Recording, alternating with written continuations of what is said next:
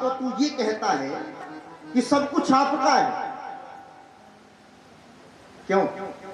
एक बार तो तू ये कहता है कि त्वदीयम वस्तु गोविंदम तुभ्यमेव समर्पये, प्रभु मेरे पास जो कुछ भी है वो सब आपका। और अगर मेरा है सब कुछ, तो फिर तू ये कैसे समझ लिया कि मैंने बेटी को दिया है तो बेटी का पानी कैसे पीऊं? इसका मतलब है कि तू अपना मान रहा है। इसीलिए तो तुम्हें डर लग रहा है कि बेटी को दान किया हुआ वस्तु मैं कैसे उपभोग करूं, उसका कैसे पानी पीऊं बेटी की घर में। तो ये तो खैर भक्त की भावना है। हमारे विनोद भैया के ससुर जी आए हैं, मिले हमसे, बोले महाराज जी मैं तो बेटियों के यहाँ भोजन करता हूं। उन्होंने कहा बहुत अच्छी बात है, जो न करते उनकी भावना है, ऐसी कोई बात नहीं है। तो अपनी अपनी भावना है। मैं निवेदन ये कर रहा था कि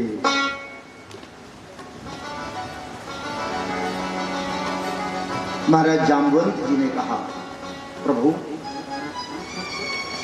जो वस्तु बेटी को दे दी जाती है उसे लिया नहीं जाता।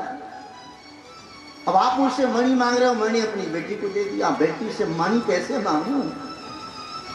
भगवान ने कहा पर मणि तो चाहिए हमें, इसी के लिए मैं यहाँ आया हूं, मेरे ऊपर कलंक लगा है। जामुन दादा ने कहा सरकार तो एक काम हो सकता है, क्या? आप मेरी बेटी को ही ले जाओ ना, बेटी के साथ मैं मणि भी दान कर दूंगा दहेज के रूप में आपको। भगवान ने कहा हाँ ये बात तो है। जामुन दादा ने कहा सरकार आप भूल रहे हो, आपने पिछले अवतार में वचन भी दिया था मुझे कि मैं आपकी बेटी का पानी दहन संस्कार करूंगा। सरकारी अवसर आ गया है और मैं इसीलिए आपकी प्रतीक्षा कर रहा था। अब तक आप आओ, मेरी जो जिम्मेदारी है उससे मुक्त होकर के मैं भगवान का भजन करूंगा। और फिर जामुन दादा ने अपनी बेटी जाम्बवती का भगवान श्री कृष्ण को कन्यादान किया है और दहेज के रूप में वो मणि प्रदान कर दी भगवान को। मणि लेकर के भगवान पधारे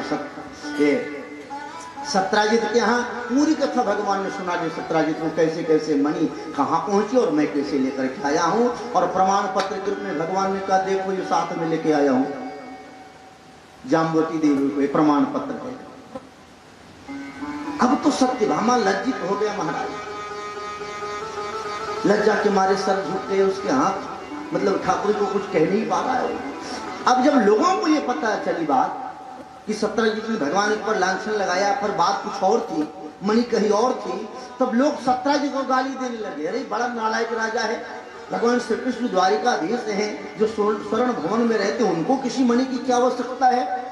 भगवान के ऊपर उसने लांछन लगाया, कलंक लगाया, दुनिया अब सत्यजित को गाली देने लगी। देखिए ये समाज में अभी अभी कुछ ही देर पहले यही समाज भगवान कृष्ण को कहने में नहीं हिचका कि वो तो बचपन का जन्म का चोर था। अब वही समाज सत्यजित को गाली देने लगा कि भगवान को किस चीज की आवश्यकता है, वो क्यों चोरी करेंगे। सत्यजित भगवान के चरणों में गिर पड़ा, महाराज अब आप ही मुझे बचा सकते हो समाज की गाली से। भगवान ने कहा मैं क्या करूं? बोले आप हमारे रिश्तेदार बन जाओ, जब हमारे रिश्तेदार बन जाओगे तो लोग हमको गाली देना बंद कर देंगे। भगवान ने कैसे? बोले महाराज एक मेरी बेटी है सत्यभामा, और मन ही मन वो आपको ही चाहती है, तो वो कृपा करके अनुग्रह करके उसके आप अपने चरणों की दासी बनाओ। सत्यभामा और जाम्बवती को लेकर के भगवान द्वारिका पधारे और द्वारिका में सुल्लास सत्यभामा और जाम्बवती से भगवान ने विवाह किया। भगवान का तीसरा विवाह हुआ है कालिंदी देवी से। भगवान श्री कृष्ण पांडवों से मिलने के लिए इंद्रप्रस्थ पधारे। एक दिन शाम के समय अर्जुन के साथ भगवान यमुना के किनारे टहलने निकले हैं। तब तक भगवान ने देखा कि एक कन्या यमुना जी के जल में खड़ी होकर के और तपस्या कर रही है। भगवान कृष्ण ने अर्जुन से कहा अर्जुन जाकर के पूछो ये कौन है, क्या चाहती है, क्यों अकेले यमुना जी के जल में खड़ी होकर के तपस्या कर रही है। अर्जुन ने जाकर के पूछा देवी आप कौन? देवी ने अपना परिचय दिया है, अहम देवस्य सवितार दुहिता पतिमीक्षति विष्णु वरेण्यं वरदं तपः परमास्थिता। उस कन्या ने कहा, महाराज मैं भगवान सूर्य की पुत्री हूं और मैं तपस्या कर रही हूं विष्णु वरण्यम, भगवान विष्णु, भगवान नारायण, भगवान श्री कृष्ण को पति के रूप में प्राप्त करने के लिए तपस्या कर रहे हैं। अर्जुन न्याय करके भगवान कृष्ण से कहा, प्रभु इस समय आपका बृहस्पति बहुत उच्च चुका है, बहुत तेज चल रहा है। बोले क्या? बोले वो आप ही के लिए तपस्या कर रहे थे। भगवान भगवती कालिंदी को लेकर के आए और उनका पानी ग्रहण संस्कार किया। भगवान ने 5वां विवाह किया। उज्जैन नरेश, बिंद और अनुबिंद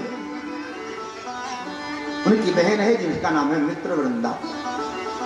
स्वयंवर हुआ। स्वयंवर में चूंकि बिंद और अनुबिंद चाहते हैं कि हमारी बहन का विवाह राजनीतिक लाभ लेने के लिए दुर्योधन से करना चाहते हैं, लेकिन भगवती मित्रवृंदा भगवान को पति के रूप में चाहती है। मन ही मन उन्होंने मान लिया है।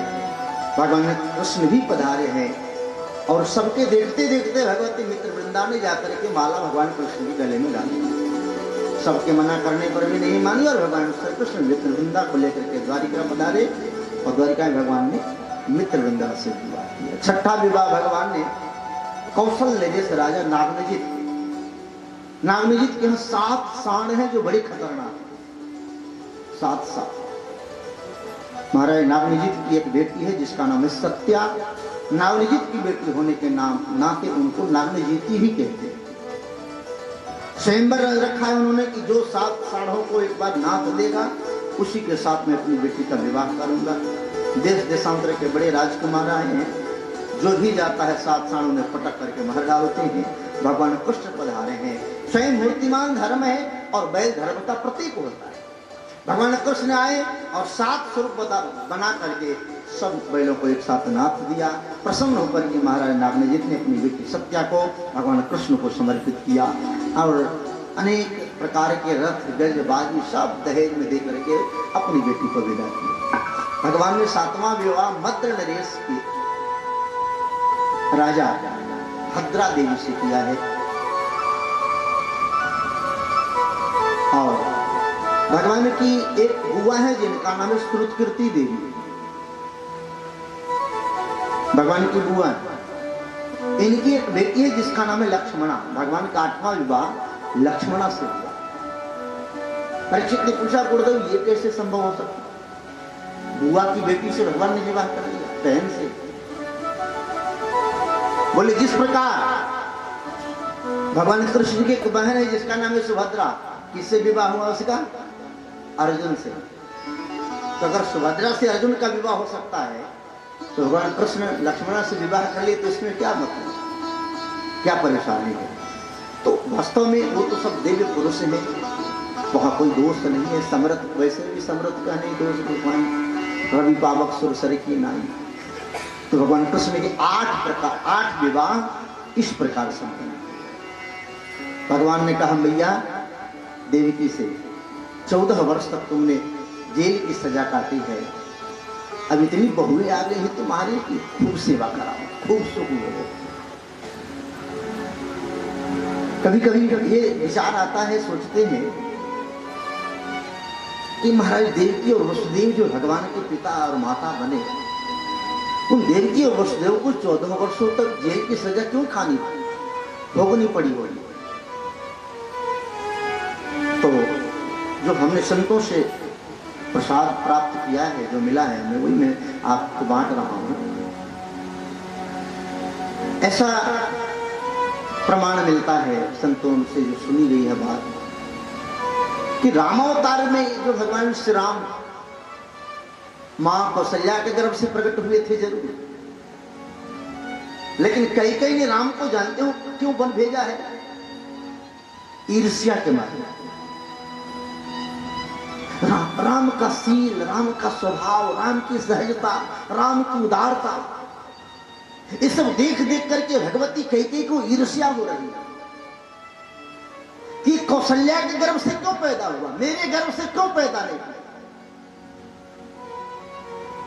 प्रमाण मानस की चौपाई, जो विधि जन्म, जो विधि जन्म, ते कर छोहू तो हो राम सिया पूत पतो। कई ने मन ही मन मानो ये वरदान मांगा है ब्रह्मा, इस जन्म में तो राम मेरे बेटे नहीं बन पाए, लेकिन मैं ही प्रार्थना करती हूं कि अगर अगला जन्म वो हो मेरा तो राम मेरे गर्भ से पैदा हो। और जिस कई ने राम को 14 वर्ष के लिए बन भेजा था, मानो उसी का बदला, क्योंकि ये था माम प्रपद्यन्ते, जो जस करे सो तस तिल चाखा। वो कई बनी है देवकी, दशरथ बने हैं वसुदेव, जिनकी सहमति से राम को 14 वर्षों के लिए बन जाना पड़ा था।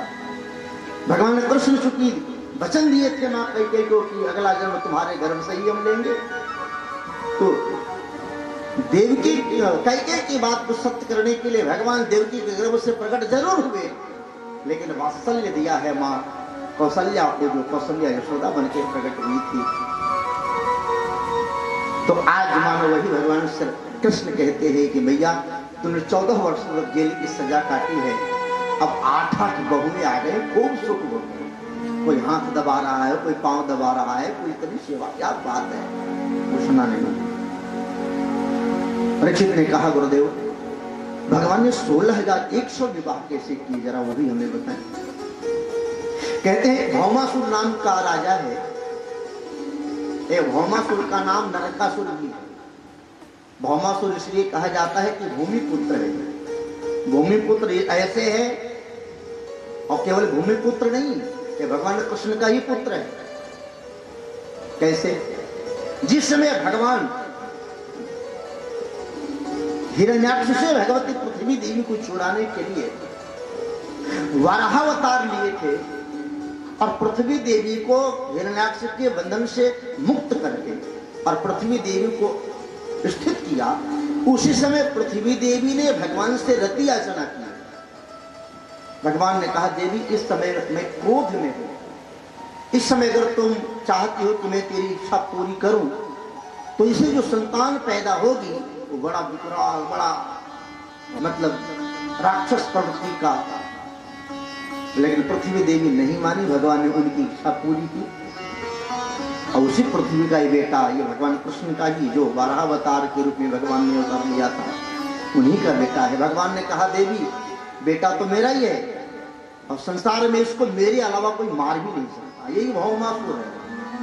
उसने संकल्प किया है 20,000 कन्याओं से एक साथ विवाह करूंगा। जिस लोक में, जिस राज्य में जाता है, जो सुंदर कन्याएं मिलती है सबका अपहरण करके ले आता है। अपने कैद खाने में एक एक करके 16,100 कन्याओं को बंद कर चुका है। संकल्प 20,000 का है इसमें। 16,000 कन्याएं देखने लगी कि संख्या धीरे धीरे पूरी हो रही है, और जिस दिन 20,000 संख्या हो जाएगी, एक पापी हम सबको अपनी दासी बना लेगा, हमसे विवाह करेगा। तो सारी कन्याओं ने एक पत्र लिखा भगवान श्री कृष्ण को, प्रभु आप दीन वत्सल हैं, आप करुणा सागर हैं, आप भक्त वत्सल हैं, आप गरीब निवाज हैं, हमारी प्रार्थना स्वीकार करके प्रभु हमें इस बंधन से मुक्त करें, क्योंकि संसार में केवल भगवान ही का नाम है, भगवान ही है जो जीव को बंधन से मुक्त कर सकते हैं, चाहे वो संसार का बंधन हो, चाहे जेल का बंधन। भगवान के यहाँ पत्र पहुंचा, और भगवान आज सभार्यो गरुड़ारूढ़ं प्राग्ज्योतिषपुरं यजौ। गरुड़ पर सवार हुए भगवान, और भगवती सत्यभामा साथ में।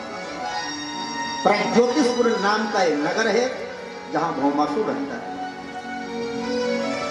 भगवान ने भौमासुर पर आक्रमण किया, भयंकर युद्ध हुआ है।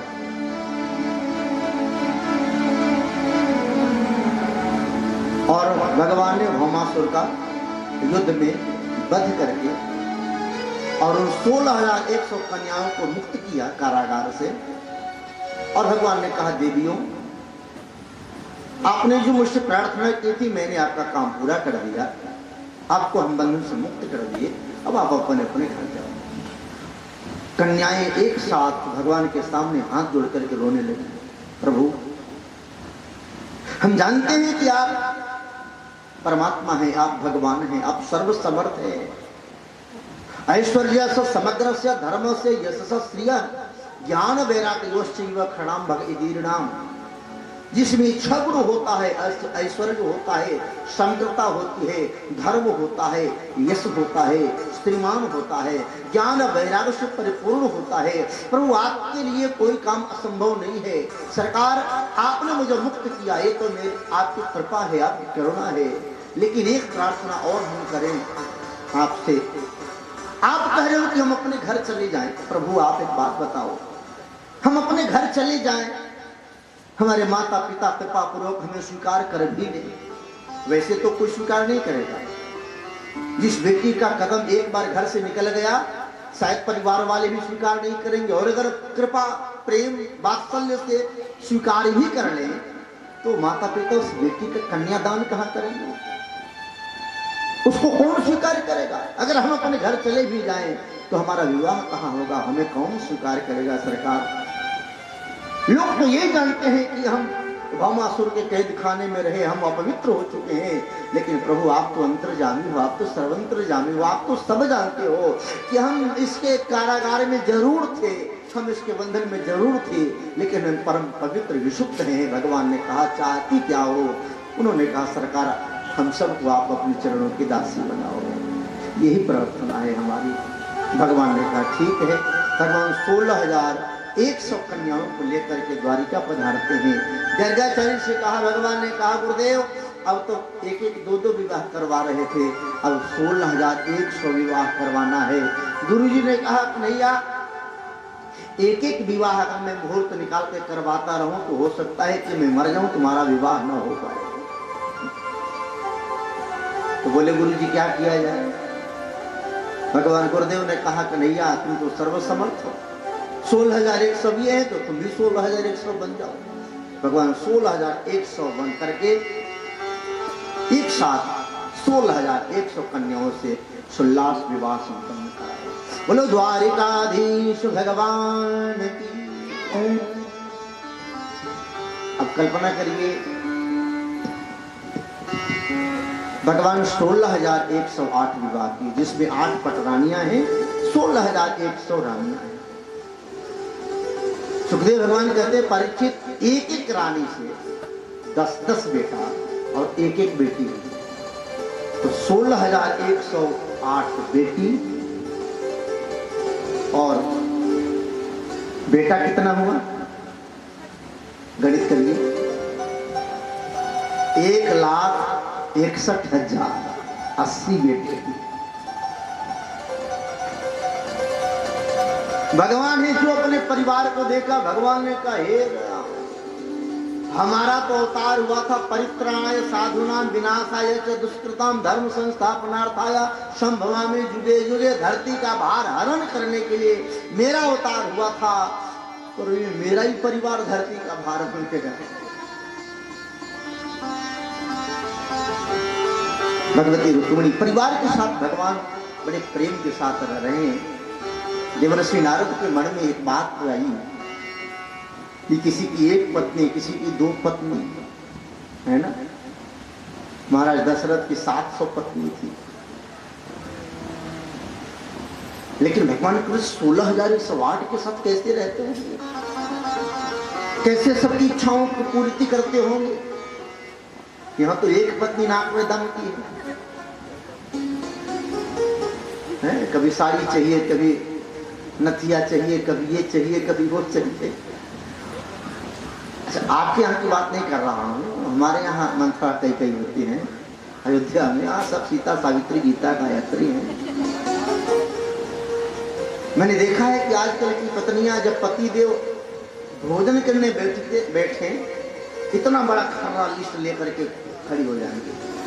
आटा नहीं है, चावल नहीं है, दाल नहीं है, नमक नहीं है, मसाला नहीं है, घी नहीं है, मिर्चा नहीं है, बच्चे का स्कूल का फीस जमा कराना है, दुनिया भर का। ये वही समय मिला है। अब बताइए, उस समय आदमी भोजन करने बैठेगा तो भोजन लगेगा कि जहर लगेगा? एक समय है सबका। कब क्या कहना है। नारद जी महाराज को आश्चर्य हुआ, भगवान तो 16,108 के साथ कैसे रहते होंगे। नारद जी महाराज पहुंचे द्वारिका। सबसे पहले भगवती रुक्मिणी के भवन में गए, वहां देखा भगवान को कि भगवान रुक्मिणी के साथ बैठ करके पासा खेल रहे हैं। भगवती सत्यभामा के भवन में गए तो वहां देखे कि भगवती सत्यभामा चरण दबा रही हैं।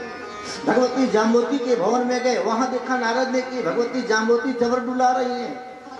हरेक भवन में गए नारद जी महाराज, और सबके भवन में भगवान श्री कृष्ण को सर्वत्र देखा। नारद जी महाराज जी को लगा ये तो भगवान है और भगवान के लिए कुछ भी असंभव नहीं है। ईशावास्मिदं सर्वम यत्किंचित् जगत्याम जगत, कण कण में जो कुछ भी है सब तो भगवान ही है, भगवान के अलावा कुछ ही नहीं है, भगवान तो सर्वसमर्थ है। एक दिन भगवान ने रुक्मिणी देवी से, चूंकि भगवान दाम्पत्य जीवन में प्रवेश किए हैं और गृहस्थ आश्रम में पति पत्नी में मनोविनोद ना हो तो फिर दाम्पत्य जीवन का सुख क्या है, गृहस्थ का लाभ क्या है। गृहस्थ सरसोलो के पुत्र पौत्र समन्विता। एक दिन भगवान कृष्ण ने मन में विचार किया कि भगवती रुक्मिणी से थोड़ा मजाक करें हम। तो भगवान कृष्ण ने कहा, देवी एक बात बताना, आपने मुझ में कौन सा ऐसा गुण देखा ये मुझे वर्ण करने के लिए आप इतनी आतुर हो गई और मुझे वर्ण किया। न मैं वीर हूं, न राजा हूं, न धनवान हूं, न बहुत सुंदर हूं, ऐसा कौन सा गुण आपने देखा। अरे आपका विवाह आपके भाई ने शिशुपाल से फिक्स किया था। शिशुपाल चीदिराज दंभोज का बेटा, कितना बड़ा साम्राज्य था। मैं तो राजा भी नहीं हूं, राजा तो हमारे नाना है उग्रसेन महाराज, मैं तो एक सेवक हूं। भगवती रुक्मिणी को इतना सुनना था कि भगवती रुक्मिणी मूर्छित होकर के गिर पड़ी।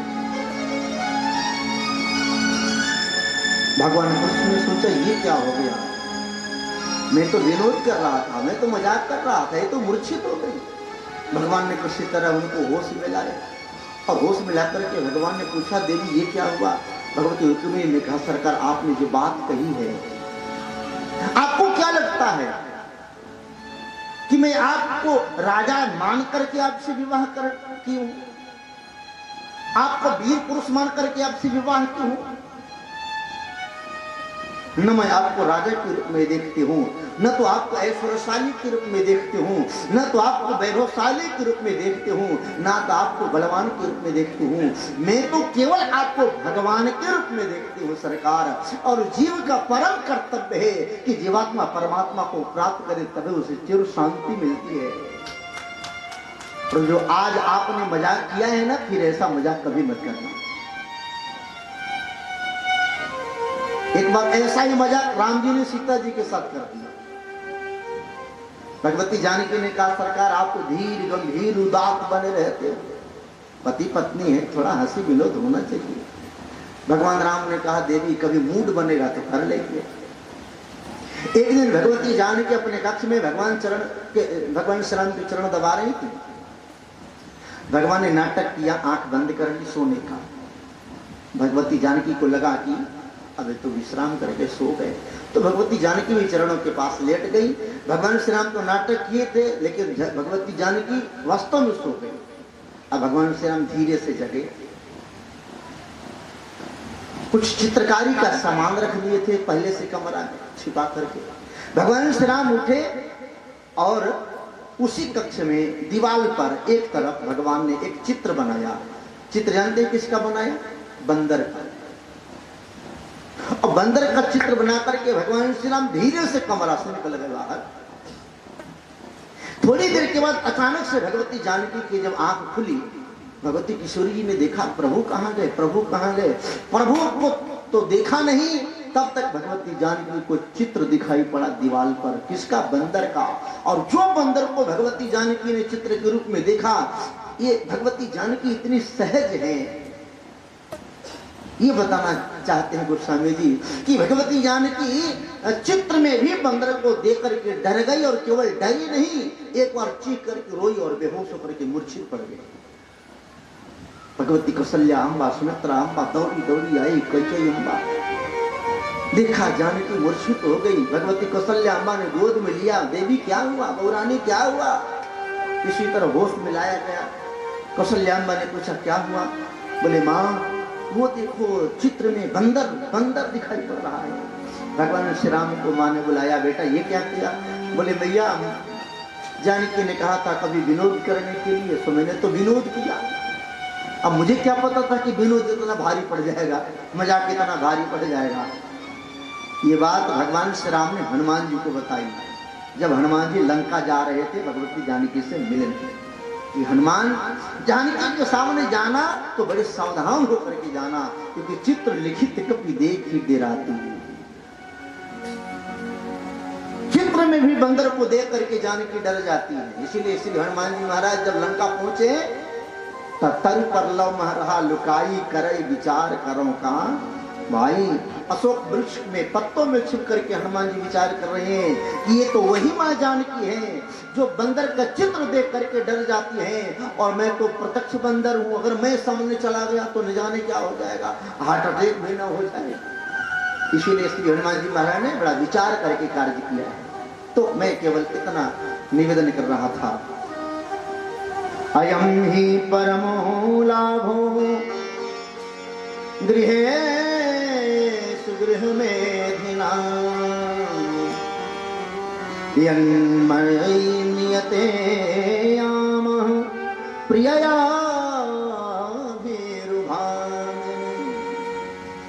भगवान श्री कृष्ण ने कहा रुक्मिणी देवी यही तो गृहस्थ का लाभ है। पत्नी है, परिवार है, बच्चे हैं, क्या बात है। अब जिसके घर में ये ना हो वो काहे का गृहस्थ? मनोविनोद हो, यही तो सुख है गृहस्थ। भगवान किस तरह लीला संपन्न कर रहे हैं। आगे भगवान श्री कृष्ण के सबसे बड़े बेटे जो प्रद्युम्न है, प्रद्युम्न से एक बेटा हुआ जिसका नाम है अनिरुद्ध। इधर अनिरुद्ध तो द्वारिका में प्रकट हुए, उधर सोनीपत का राजा है महाराज बाणासुर। बाणासुर की एक बेटी है जिसका नाम है उषा, बड़ी सुंदर है। बाणासुर का एक मंत्री का बेटी है जिसका नाम है चित्रलेखा। चित्रलेखा बाणासुर की बेटी उषा के साथ सेवा में रहती। एक दिन भगवती उषा देवी ने रात्रि में स्वप्न देखा और स्वप्न में एक सुंदर पुरुष का दर्शन किया और मन ही मन अपना संपूर्ण जीवन, अपना मन उस पुरुष के चरणों में समर्पित कर दिया। अब ये भारत की देवियां हैं, भारत की नारियां हैं, एक बार जिसको मन से पति स्वीकार कर ले उसी के साथ पूरा जीवन बिता देती। इतिहास आपने पढ़ा है, अलाउद्दीन खिलजी को पता चला महाराजा रतन सिंह की पत्नी पद्मिनी अत्यंत खूबसूरत है। अलाउद्दीन खिलजी ने कहा रतन सिंह से कि तुम अपनी पत्नी को हमारे पास लेकर के आओ। मना कर दिया। अलाउद्दीन खिलजी स्वयं आया। रतन सिंह से कहा कि तुम अपनी पत्नी को एक बार मुझे केवल दिखा दो। उसने कहा ऐसा संभव नहीं। कहा अगर तुम मेरी बात नहीं मानते हो तो पूरे मेवाड़ के साथ समाप्त कर दूंगा सब कुछ। रतन सिंह ने क्या किया? अलाउद्दीन खिलजी ने कहा, रतन सिंह ने कहा कि तुम अपनी इस कुदृष्टि से मेरी पत्नी को देखोगे तो उसका जीवन चरित्र समाप्त हो सकता है। मेरी पत्नी पतिव्रता है। अलाउद्दीन खिलजी ने कहा तुम एक काम करो, एक शीशा का दरख्त बनाओ, उस शीशे के डब्बे में उस दरख्त में अपनी पत्नी को मेरे सामने लाओ। मेरी नजरें जब चलेंगी तो पहले शीशे से टकराएंगी। शीशे के अंदर मैं तेरी पत्नी का एक बार दीदार करना चाहता हूं। रतन सिंह ने मान ली बात तो शीशे के दरख्त में अपनी पत्नी पद्मिनी को लेकर के सामने आए और जो अलाउद्दीन खिलजी ने देखा भगवती पद्मिनी को शीशे के अंदर से देखा था, बाहर नहीं, शीशे के अंदर देखा। अलाउद्दीन खिलजी चिल्ला उठा और अलाउद्दीन खिलजी ने कहा पद्मिनी इस शीशे के दरख्त को तोड़ करके बाहर आ जाओ, वरना अलाउद्दीन खिलजी का तलवार जब तक अपनी मुराद पूरी नहीं करता तब तक दुश्मनों के रक्त से रंजित रहता है। बारे भारत की देवी, बारे भारत की नारी भगवती पद्मिनी ने कहा अलाउद्दीन खिलजी सुन ले मेरी बात, चाहे तू लाख कर कोशिश पर मुझको पा नहीं सकता, चाहे तू लाख कर कोशिश पर मुझको पा नहीं सकता। ये भोजन शेर का है, इसे कुत्ता खा नहीं सकता। ये भारत की देवियों का इतिहास है। मनुष्य एक बार जिसको पति मान लेती है उसे जीवन समर्पित कर देती है। और जब देखा पद्मिनी ने कि अब मेरे सतीत्व पर आंच आ जाएगा, तो 16,000 सखियों के साथ दहकते हुए अग्नि में कूद पड़ी। लाश क्या मिलती, राख तक नहीं नसीब हो पाया अल्लाउद्दीन खिलजी। ये भारत का इतिहास है देवियों के बारे में।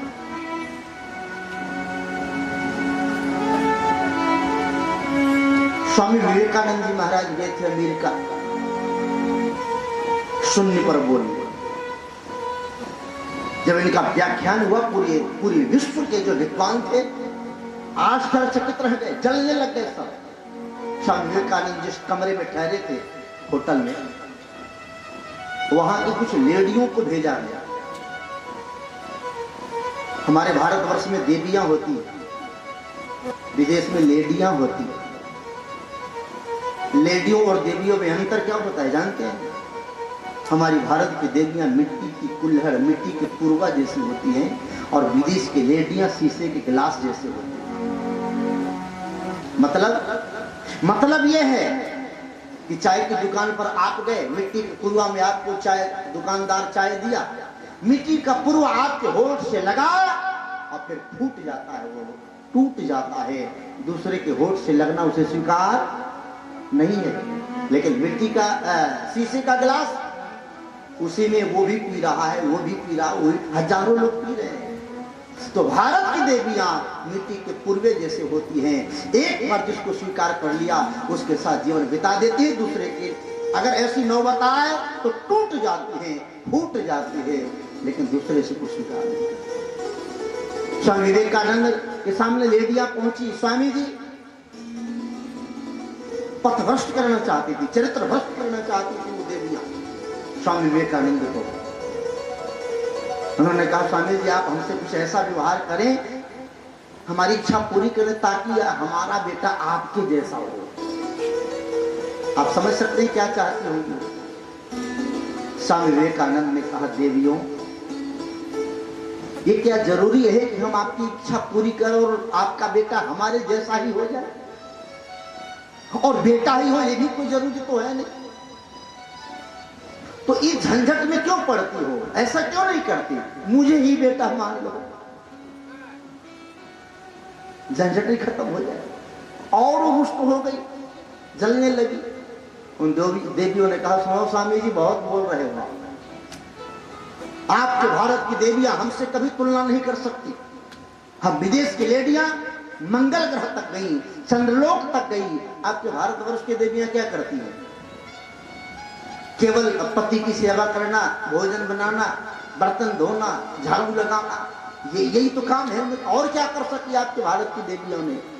स्वामी विवेकानंद ने कहा, भारत की लेडियों, विदेश की लेडियों, भारत की देवियों से तुम्हारी कभी तुलना हो ही नहीं सकती। कहा कैसे? कहा विदेश की लेडियां चंद्रलोक तक जा सकती है, मंगल लोक तक जा सकती है, लेकिन भारत की देवियां चंद्रलोक और मंगल लोक का देधन करके यमलोक चली जाती हैं। और सावित्री जैसी देवियां यमलोक जा करके यम के हाथों से अपने पति सत्यवान का प्राण वापस ला सकती हैं, तो केवल भारत की देवियां कर सकती है। विदेश की लेडियों में सामर्थ्य नहीं है। उषा ने मन ही मन प्रद्युम्न के पुत्र अनिरुद्ध को अपना पति मान लिया। मन व्याकुल हो गया। अपनी बहन, अपनी सखी चित्रलेखा से कहती है, देवी उस पुरुष से हमें जल्दी से जल्दी मिलाओ जिसको मैंने सपने में देखा है। अब उसके बगैर एक पल भी चैन नहीं मिल रहा है। चित्रलेखा का नाम ही चित्रलेखा है। चित्रलेखा का मतलब सारे संसार का चित्र खींचती है। सारे संसार के राजकुमारों का चित्र खींच कर चित्रलेखा उषा को दिखाती रही, लेकिन सबको मना करती गई। जब द्वारिकाधीश भगवान कृष्ण का चित्र खींचा, उषा ने कहा कुछ ऐसा ही है, लेकिन ये नहीं है। द्वारिका के समस्त राजकुमारों का चित्र खींच करके दिखाई चित्रलेखा, लेकिन जैसे अनिरुद्ध का चित्र खींचा ना, तब उषा लज्जित हो गई। बस यही तो है मेरा चित्र चोर। चित्रलेखा ने कहा, तो क्या चाहती हो?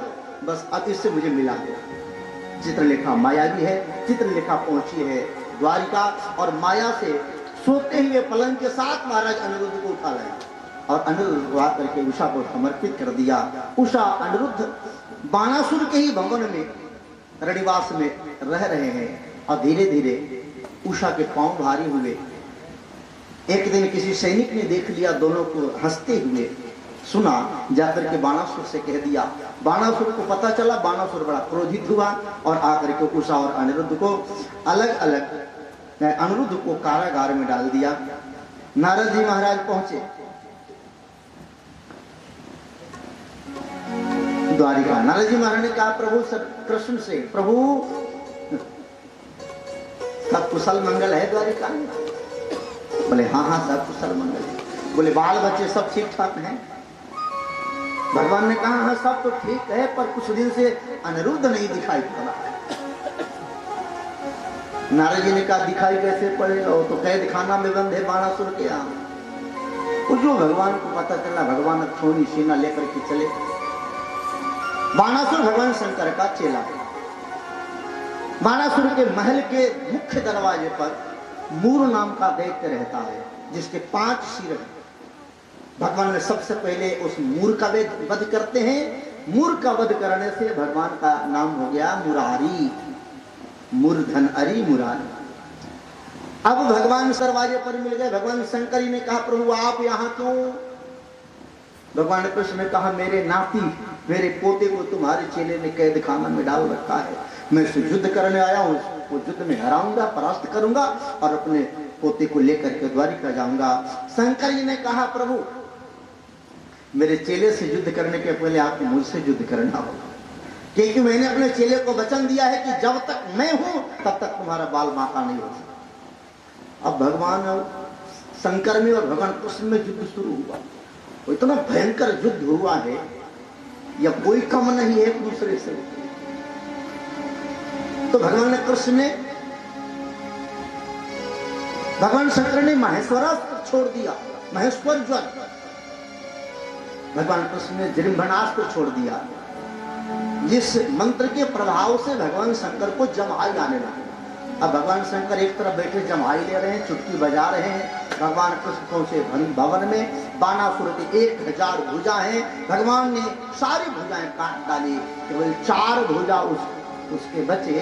तब उसकी धाय माई जो कोटरा देवी है वो नग्न होकर के भगवान कृष्ण के सामने खड़ी हो गई। भगवान ने मुंह घेर लिया, भगवान ने उसे छोड़ा। चूंकि बाणासुर को भगवान मार भी तो नहीं सकते थे। क्यों? बाणासुर के पिता हैं बलि, बलि के पिता विरोचन, विरोचन के पिता प्रहलाद। प्रहलाद को भगवान ने वचन दिया था कि बेटा तुम्हारे वंश में चाहे कितने अत्याचारी राक्षस क्यों न पैदा हो, लेकिन मैं किसी का वध नहीं करूंगा। तो भगवान बाणासुर का वध भी नहीं कर सकते। बाद में बाणासुर चतुर्भुज रूप धारण कर लिया, भगवान का स्वरूप प्राप्त कर लिया है मानो। क्योंकि 4 भुजा भगवान ने छोड़ा, बाकी को काट डाला। बाणासुर बाद में अपनी बेटी उषा और अनिरुद्ध को भगवान को समर्पित करता है और उनके शरण में हो जाता है। भगवान उसे अभय प्रदान करते हैं। अब इसके बाद कथा तो बहुत सारी है, लेकिन भागवत की दशम स्कंद की विशेष कथा जो है उसकी ओर हम लोग बढ़ेंगे। परीक्षित ने पूछा भगवान से कि प्रभु भगवान का एक नाम दीन वत्सल है, करुणा वत्सल है, भक्त वत्सल है, तो किस दीन के ऊपर भगवान की कृपा हुई?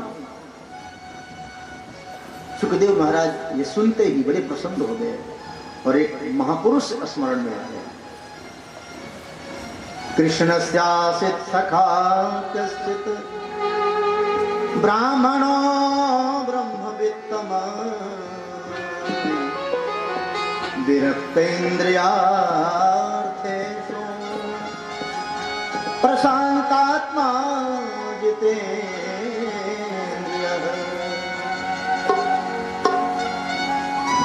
सुखदेव भगवान को भगवान श्री कृष्ण का एक सखा है।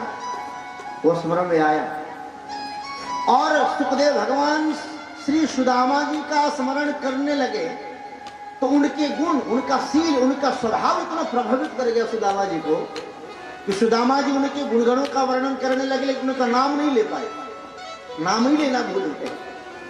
कृष्ण स्यासित सखा कश्चित ब्राह्मणो ब्रह्मवित्तम विरक्त इंद्रियार्थेषु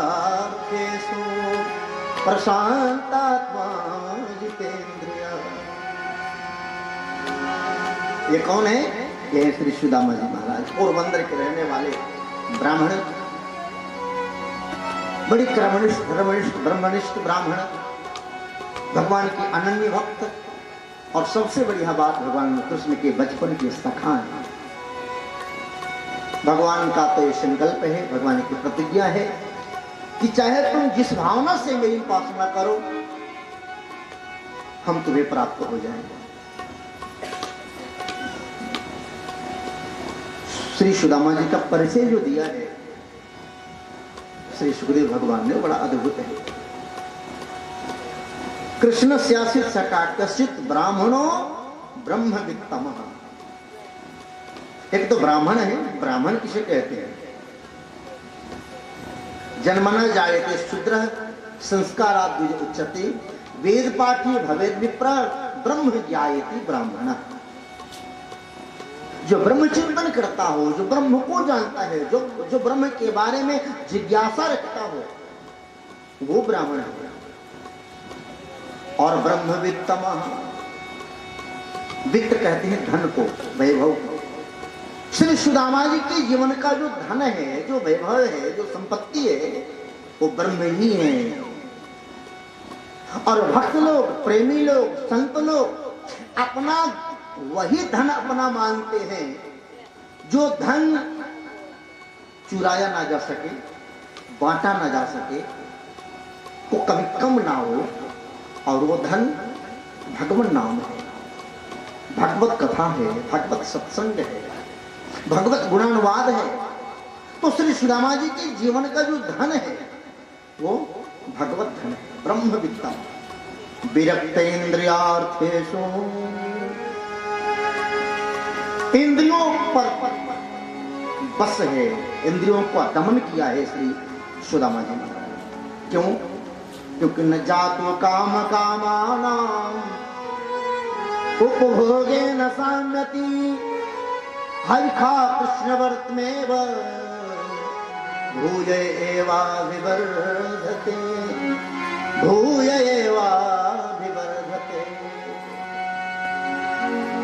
कामनाओं के भोग करने से कामनाएं शांत नहीं होती, इंद्रियां शांत नहीं होती और बढ़ती जाती हैं। कैसे? जैसे अग्नि में घी डालने से अग्नि बुझती नहीं बल्कि बढ़ती जाती है, उसी प्रकार कामनाओं के भोग से इंद्रियां शांत नहीं होती बल्कि इंद्रियों की कामना और बढ़ती जाती है, इच्छा और बढ़ती जाती है। तो क्या करें? बोले कामनाओं का वर्जन करो, इंद्रियों को अपने वश में रखो। इंद्रियां हमारे वश में कैसे होंगी? आत्मानं रथिनं विद्धि शरीरं रथमेव तु बुद्धिं तु सारथिं विद्धि मनः प्रग्रहमेव च, मनः प्रग्रहमेव च। ये शरीर जो है, उपनिषद कहते हैं ये शरीर रथ है। अब इस शरीर रूपी रथ पर जो रथी है, जो यात्रा कर रहा है, वो कौन है? वो आत्मा है। आत्मा नाम रथनम विद्धि शरीरम रथमेव तु। शरीर रूपी रथ पर आत्मा रूपी रथी यात्रा कर रहा है। तो रथ का संचालन करने वाला सारथी, बिना सारथी के रथ कैसे चलेगा? तो सारथी कौन है इस रथ का? बोले बुद्धिम तो सारथिम विद्धि, बुद्धि ही इसका सारथी है। और रथ में घोड़े भी लगते हैं। तो इस शरीर रूपी रथ के घोड़े कौन? बोले मनः प्रग्रहमेव च, मन ही इसके घोड़े। अब कल्पना करिएगा, विचार करिएगा, थोड़ा सा विषय गंभीर है। इस शरीर रूपी रथ के जो घोड़े हैं वो कौन है? मन। हमने क्या किया है? मन रूपी घोड़ों को हमने स्वतंत्र छोड़ दिया। अगर मन रूपी घोड़े को हमने स्वतंत्र छोड़ा, रथ के घोड़े अगर स्वतंत्र हुए तो क्या करेंगे? वो रथ को लेकर के गड्ढे में चले जाएंगे, जहां मन वहां लेकर चले जाएंगे। तो रथ टूटेगा सो टूटेगा, रथ का जो सारथी जो रथी है उसका भी तो पतन हो जाएगा। तो क्या किया जाए? विवेकन तो समस्या, विवेक रूपी जो सारथी है उस सारथी को सचेत रहना होगा, घोड़ों के लगाम को बराबर पकड़े रहना होगा, ताकि मन रूपी घोड़े इस शरीर रूपी रथ को लेकर के ऐसे जगह न चले जाएं, ऐसा कोई काम न कर दे जैसे आत्मा रूपी रथ को चोट लग जाए, जैसे उसका पतन हो जाए।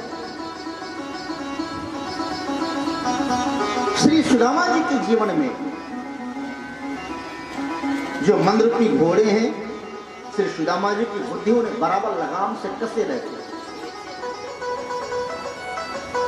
उनकी इंद्रियां, आंख वो नहीं देखती जो देखना चाहती है, आंख वो देखती है जो सुदामा जी देखना चाहते हैं। एक बात बताएं आपको, वेद कहता है, वेद का एक सूत्र है, आहार शुद्धौ सत्व शुद्धौ सत्व शुद्धौ ध्रुव स्मृत। जब तक आहार की शुद्धि नहीं होगी तब तक सत्य की शुद्धि नहीं होगी, सत्व अर्थात आत्मा। और जब तक आत्मा परिशुद्ध नहीं होगी तब तक परमात्मा का दर्शन संभव नहीं। तो आहार का मतलब क्या है? आहार का अर्थ जो हम मुख से ले रहे हैं वही केवल आहार नहीं है, वो आहार का एक अंग है।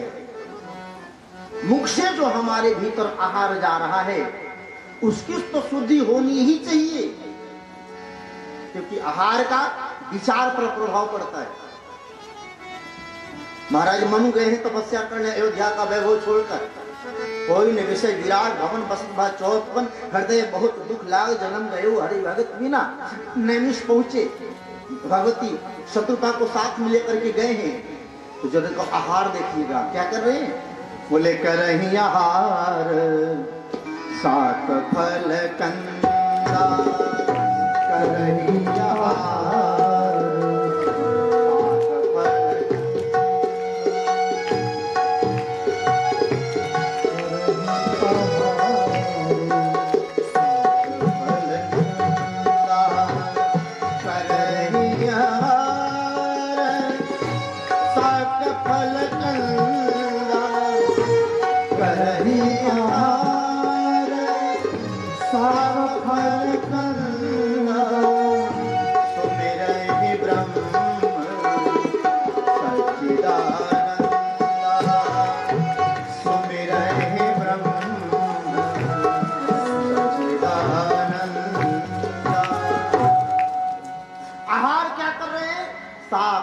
फल फंद सत्व आहार ले रहे हैं, सात्विक आहार ले रहे हैं, तब ब्रह्म का ध्यान हो पा रहा है। और हम तो हमारा आहार कितना बिगड़ गया है वो बताने की आवश्यकता नहीं। पर एक बात, आहार केवल मुख के माध्यम से जो अंदर जा रहा है वही आहार नहीं है। आहार हम आंख से भी लेते हैं, आंख से भी जो दृश्य जा रहा है वो आंख का आहार है। कान से भी हम आहार ले रहे हैं, त्वचा से भी हम आहार ले रहे हैं, घ्राण से भी हम आहार ले रहे हैं। सुंदर दृश्य का मतलब आंख का धर्म है, सुंदरता देखना चाहती है आप, तो संसार का जो सौंदर्य है जिसको देख करके हम बड़े प्रसन्न होते हैं, ध्यान रखिएगा, संसार का जो सौंदर्य हम देखते हैं आंखों के माध्यम से, वो आहार जब अंदर जाता है तो मन में दुर्भावना पैदा होती है, मन में वासना पैदा होती है, मन में काम पैदा होता है। याद रखिएगा, संसार का सौंदर्य जब हम आंख के माध्यम से देखेंगे तो मन में वासना पैदा होगी, लेकिन जब भगवान का सौंदर्य देखेंगे तो उस दर्शन से जो आहार अंदर जाएगा उसे वासना नहीं, उसे उपासना पैदा होगी। संसार का सौंदर्य वासना पैदा करती है और भगवान का सौंदर्य उपासना पैदा करती है। आप ऐसे समझिए जैसे आपके दो बेटे हो, दोनों बेटों के अलग अलग कक्ष हो, कमरे हों। एक बेटा अपने कमरे में भगवान श्री कृष्ण का, भगवान श्री राम का, श्री हनुमान जी महाराज का, भगवान श्री शंकर का, देवी दुर्गा का, गणेश का चित्र लगा करके रखा होगा। तो जब प्रातः काल उसकी आंख खुलेगी तो आंख के माध्यम से जो आहार जाएगा वो शुद्ध हो जाएगा, सत्य हो जाएगा और सात्विक जाएगा। तो उसकी जो वृत्ति बनेगी, उसकी जो प्रवृत्ति बनेगी, उसका जो व्यवहार होगा, उस व्यवहार में अंतर होगा। और एक ऐसा बेटा है आपका दूसरा जो अपने कमरे में इन कलयुगी देवी देवताओं का चित्र लगा करके रखा है। ऐश्वर्या राय जानते हैं आप, हम क्या बताएं। इन कलयुगी देवी देवताओं का जो नंगी चित्र लगा करके रखा हुआ, अर्धनंगी चित्र, वो जब प्रातः काल जगेगा तो उसकी आंखों से जो आहार जाएगा, अब स्वयं विचार करिए उसकी बुद्धि कैसी बनेगी, उसका व्यवहार कैसा बनेगा। तो आंख के माध्यम से भी हमारा जो आहार हो वो सात्विक हो। कान से भी हम आहार लेते हैं, कान का आहार है शब्द। तो शब्द जो हमारे कान के माध्यम से आहार बनकर के अंदर जाए वो भी शुद्ध हो। वो क्या हो? वो भगवत नाम हो, भगवत कथा हो, भगवत कीर्तन हो। फिल्मी गाना, अश्लील गाना सुनेंगे तो हमारी वृत्ति निश्चित रूप से खराब होगी। इंद्रियां जो चाहे हम इंद्रियों को न दें। सुदामा जी की जो इंद्रियां हैं उनके वश में है। आंख वो नहीं देखती जो देखना चाहती है, आंख वो देखती है जो सुदामा जी देखना चाहते हैं। कान वो नहीं सुनता जो सुनना चाहता है, कान वो सुनता है जो सुदामा जी सुनना चाहते हैं। घ्राण के माध्यम से वो अंदर जाता है जो सुदामा जी चाहते हैं। कुल मिलाकर के आहार हमारा शुद्ध होना चाहिए। जब तक आहार शुद्ध नहीं होगा, विचार शुद्ध नहीं होगा, और विचार शुद्ध नहीं होगा तब तक सत्य की शुद्धि नहीं होगी, और तब तक भगवान का दर्शन नहीं होगा। विरक्त इंद्रियार्थेषु प्रशांतात्मा जितेंद्रियः। सुदामा जी शांत ही नहीं, पूरा उपसर्ग लगाया है भागवत में। शांत व्यक्ति, सहज व्यक्ति, भाई अति संघर्ष जोकर कोई अनल प्रगट चंदन ते हुई। चंदन कितना शीतल होता है, लेकिन जब बहुत घर्षण कीजिएगा तो उसमें से अग्नि निकल जाएगी। तो बहुत शांत व्यक्ति, शांत प्रकृति का व्यक्ति भी कठिन परिस्थिति में उद्विग्न हो जाता है। लेकिन श्री सुदामा जी शांति ही नहीं, प्रशांत है, प्रउपसर्ग लगाया है। चाहे कितनी भी विषम से विषम परिस्थिति आ जाए, 1 दिन, 2 दिन, 3 दिन, 4 दिन, 5 दिन, हफ्ता दिन तक भी भोजन ना मिले सुदामा जी को, तब भी कोई उद्विग्नता नहीं, कभी कोई ऐसी परिस्थिति नहीं जो सुदामा जी भगवान से शिकायत करने लगे जाए। ये है श्री सुदामा जी का जीवन। सुदामा जी के जीवन का जो धन है, सुदामा जी का जो नाम है, वो भी बड़ा सार्थक है। सुदामा, दाम के 2 अर्थ होते हैं। दाम का अर्थ धन भी होता है और दाम का अर्थ बंधन भी होता है, रस्सी। तो सुदामा जी के जीवन का जो दाम अर्थात बंधन और दाम अर्थात धन, ये दोनों सुंदर है, इसीलिए इनका नाम सुदामा भी बड़ा सार्थक है। सुंदर धन कौन? राम नाम। भगवती मीरा प्रेम करती है श्री कृष्ण से, द्वारिकाधीश की उपासना करती है। लेकिन जरा से मीरा जी से पूछिए, नाम किसका जपती है? किसका जपती है जानते हैं? राम नाम। इसीलिए तो गा उठी भगवती मीरा, पायो जी मैंने कृष्ण रतन नहीं, श्याम रतन नहीं, पायो जी मैंने राम रतन धन पायो। पायो जी मैंने राम रतन धन पायो। पायो जी मैंने राम रतन धन पायो। पायो जी मैंने राम रतन धन पायो।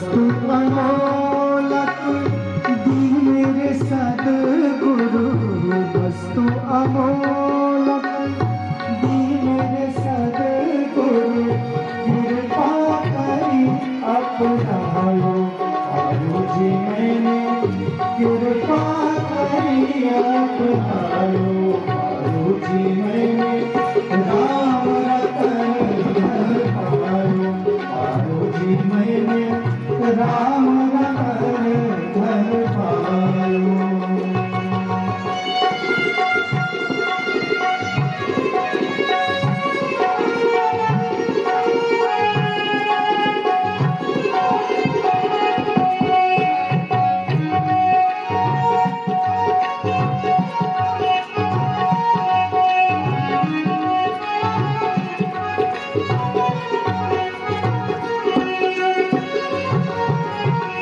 खर्चे नहीं कोई चोर न लेवे, खर्चे नहीं कोई चोर न लेवे, खर्चे नहीं कोई चोर न लेवे, खर्चे नहीं कोई चोर न लेवे, निस्दिन बात सहायो आयो जी मैंने, निस्दिन बात सहायो आयो जी मैंने, राम रतन धन पायो आयो जी मैंने,